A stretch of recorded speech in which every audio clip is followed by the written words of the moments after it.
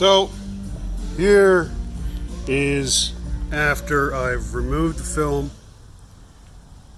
After I've removed the film and wiped it, and all I've done is remove the film with the heat gun with a $10 hair dryer, and I used that formula adhesive remover, and I used a wood block that had a soft edge to it so that it scratched the paint.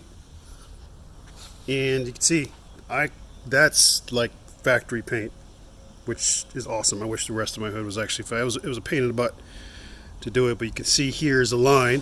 This side was the covering, this side wasn't, and just by use of the reflection, it's actually not too bad, but it's pretty amazing. That's what it is. I told you it'd be awesome.